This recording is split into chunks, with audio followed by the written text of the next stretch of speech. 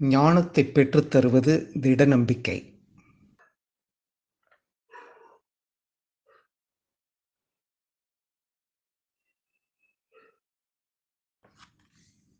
இறை சக்தியில் நம்பிக்கை கொள். உனது மனதை அமைதிப்படுத்து. அன்னையின் சக்தியை வேலை செய்ய அனுமதி. திட நம்பிக்கையுடனும் நேர்மையுடனும் முழுமையாகவும் ஒருவர் தன்னை அர்ப்பணித்துவிட்டால், நாம் அனைவரிடத்தும் சமமாக உள்ள தெய்வ சாநித்தியம் தொடக்கத்தில் வேறெதையும் எதிர்பார்ப்பதில்லை. இந்த வழி அனைவருக்கும் உரியது. அனைவரும் இந்த ஆலயத்தினுள் செல்லலாம். அனைத்து உயிர்களையும் நேசிக்கும் இறைவனின் இருப்பிடத்தில் மானிட உலகுக்கே உரிய வேறுபாடுகள் யாவும் மறைந்து போகும். அங்கே குணவான்களுக்கு சலுகை தரப்படுவதில்லை. பாவிகளுக்கு இறைவனின் சந்நிதானம் மூடப்படுவதில்லை. நல்லொழுக்கத்துடன் தூய நெறியை மேற்கொள்ளும் அந்தணரும், பாவப்பிறவி எடுத்து துயரில் உழன்று சமூகத்தால் புறக்கணிக்கப்பட்டு அடையாளம் இழந்து இழிந்த வாழ்க்கை வாழ்பவர்களும் இப்பாதையில் ஒருங்கே பயணிக்கலாம். அதன் முடிவில் சாசுவத பரம்பொருளின் மிக உயர்ந்த இடத்தை எட்டுவதற்கும், அந்த நிலை தரும் மகோன்னத விடுதலை உணர்வை பெறுவதற்கும் இரு சாரருக்கும் சமமாக தடையற்ற வழியில் அனுமதி உண்டு. இறைவன் முன் ஆடவருக்கும் பெண்டிருக்கும் சம உரிமை உண்டு. ஏனெனில் பரமாத்மா மனிதர்களை பிரித்து பார்ப்பதில்லை.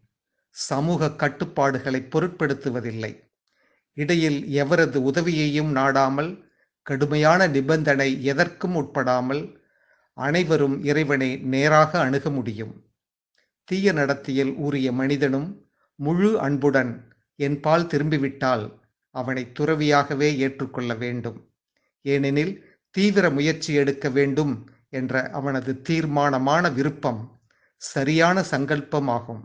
மிக விரைவிலேயே அவன் நேர்மையுள்ள ஆத்மாவாக மாறி அழிவற்ற அமைதியை பெறுவான் என்பது தெய்வீக ஆசானின் கூற்று. திட நம்பிக்கை என்பது பொதுப்படையான சொல்லாகும். இறைவனுடைய இருப்பு, ஞானம், ஆற்றல், அன்பு, அருள் ஆகியவற்றில் ஆன்மாவிற்கு உள்ள நம்பிக்கையை அது குறிக்கிறது. பற்றுறுதியும் ஒப்படைப்பும் திட நம்பிக்கையின் விளைவாக தோன்றும் அம்சங்கள். நேர்மையாக அழைத்தால் இறைவன் அந்த அழைப்பிற்கு செவிசாய்த்து வேண்டிய உதவியை செய்வார் என்பதும், இறைவனின் செயல்கள் அனைத்தும் மிகுந்த நன்மையையே பயக்கும் என்பதும் நிச்சயம் என்று நம்புவதே பற்றுறுதியாகும். மனமும் பிராணனும் ஒட்டு மொத்தமாக இறைவனையே சார்ந்திருப்பதும், இறைவனுடைய வழிகாட்டுதல், பாதுகாப்பு ஆகியவற்றை நம்பியிருப்பதும் ஒப்படைப்பு ஆகும். திட நம்பிக்கை என்பது மனதின் நம்பிக்கை அன்று.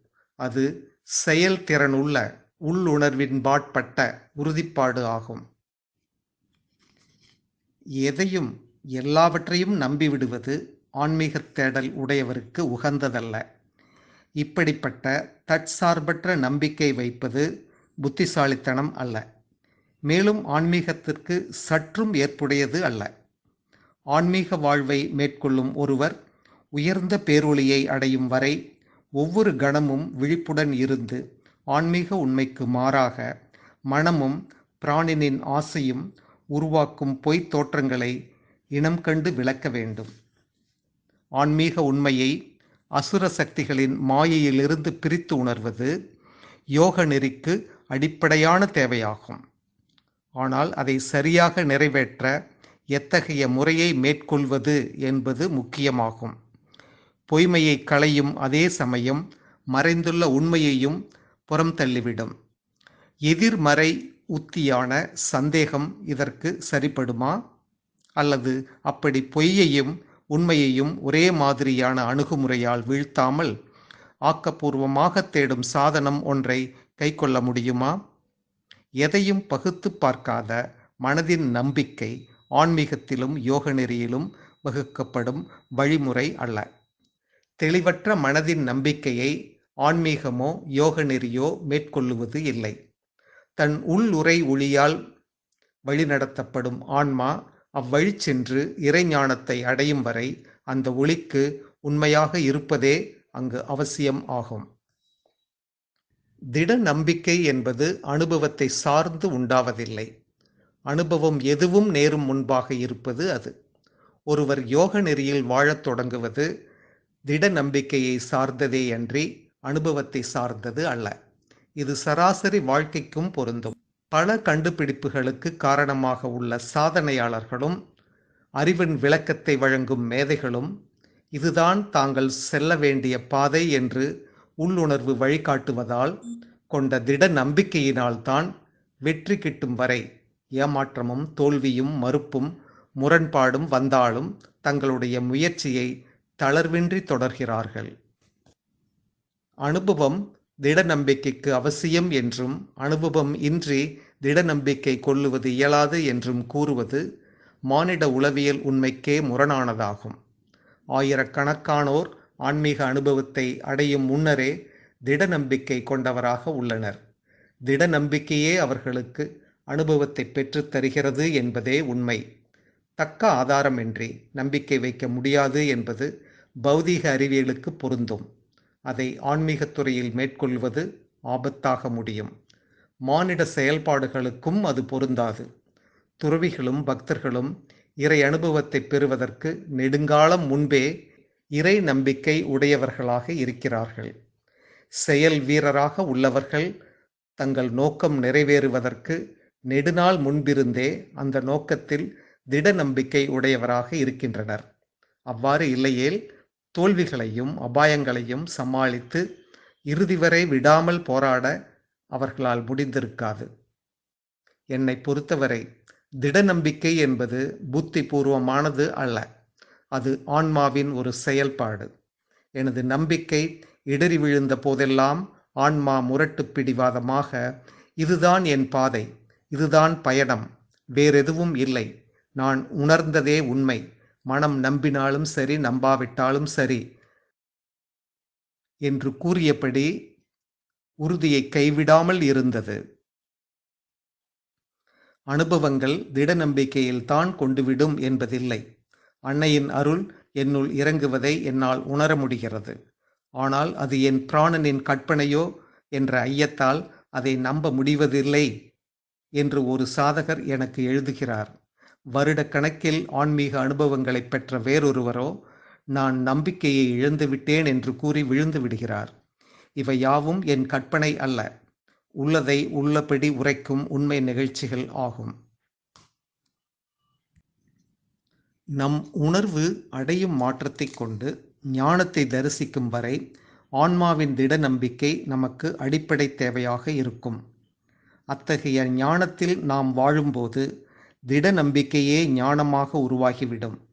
நான் குறிப்பிடுவது நேரடியான ஆன்மீக ஞானத்தை. மனதால் பெறும் அறிவு திட நம்பிக்கைக்கு மாற்றாக இருக்க முடியாது. இப்படிப்பட்ட அறிவின் துணையை நாம் நாடும் வரை திட நம்பிக்கை தேவையாகத்தான் இருக்கும். திட நம்பிக்கையை மனதின் அடிப்படையில் வைக்கும் நம்பிக்கையுடன் சேர்த்து பார்க்கக்கூடாது. மெய்யான நம்பிக்கையானது ஆன்மவயப்பட்டது. மனதின் அடிப்படையிலான நம்பிக்கை தன் பிடியை வலியுறுத்த வைக்கும். ஒருவர் தனது கொள்கையே சரி, தான் நம்பும் கடவுளே உயர்ந்தவர் என்று வலியுறுத்துவது அப்படித்தான். இறைவனை சார்ந்திருப்பதும் இறைவனிடம் சரணடைந்து தன்னை அர்ப்பணிப்பதும் இன்றியமையாத தேவைகளே. ஆனால் இறைவனை நம்பியிருப்பதை சோம்பி கிடப்பதற்கு ஒரு சாக்காக கொள்ளக்கூடாது. இறை நம்பிக்கையை சாக்காக வைத்துக்கொண்டு தன் பலவீனத்திற்கும் கீழ் இயல்பின் உணர்ச்சிகளுக்கும் இடம் கொடுத்து விடக்கூடாது. இறைவன் மீது உள்ள திடமான நம்பிக்கையானது தளர்வறியா ஆர்வத்துடனும் இறையுண்மைக்கு எதிரானவற்றை புறக்கணிக்கும் உறுதியுடனும் இணைந்து பயணிக்க வேண்டும். இறைவனிடம் சரணாகதி என்ற போர்வையில் தன்னுடைய ஆசைகளுக்கோ அகங்காரத்திற்கோ அல்லது இறைவனைப் போல் மாயத் தோற்றம் கொண்ட இருட்சக்திகளுக்கோ அடிபணிந்து விடக்கூடாது. இறைவன் இருப்பது உண்மை என்றால், அவர் உங்களை ஆன்மீக பாதைக்கு அழைத்து வந்திருக்கிறார் என்றால், உங்களுக்கு இறை வழிகாட்டுதல் உள்ளதென்பதும் சிரமங்கள் அனைத்தையும் கடந்து நீங்கள் வெற்றி பெறுவீர்கள் என்பதும் நிச்சயம் என்று நம்பிக்கை கொள்வது அறிவுபூர்வமானதும் பொது புத்திக்கு இசைவானதுமே ஆகும். இந்த நம்பிக்கையை நீங்கள் வளர்த்து கொள்ள வேண்டும். தோல்வி ஏற்படும் என்று கருத்து கூறும் குரலின் மீதோ அல்லது அதை எதிரொலிக்கும் பொறுமையற்ற உணர்ச்சியின் குரலின் மீதோ நீங்கள் உங்களது கவனத்தை செலுத்தவே கூடாது. பெரும் சிரமங்கள் இருப்பதால் முன்னேற்றம் சாத்தியமில்லை என்றோ, இறைவன் இதுவரை உங்களுக்கு காட்சியளிக்கவில்லை என்பதால் அது எப்போதும் நடக்கப் போவதில்லை என்றோ நம்பிவிடக்கூடாது. மாறாக, கடினமான இலக்கொன்றை தேர்ந்தெடுப்பவர்கள் அனைவரும் கொள்ளும் மனோபாவத்தின்படி, என்ன துன்பம் நேர்ந்தாலும் நான் வெற்றி பெறுவது நிச்சயம், வெற்றி பெறும் வரை நான் ஓயமாட்டேன் என்று உறுதி கொள்ள வேண்டும்.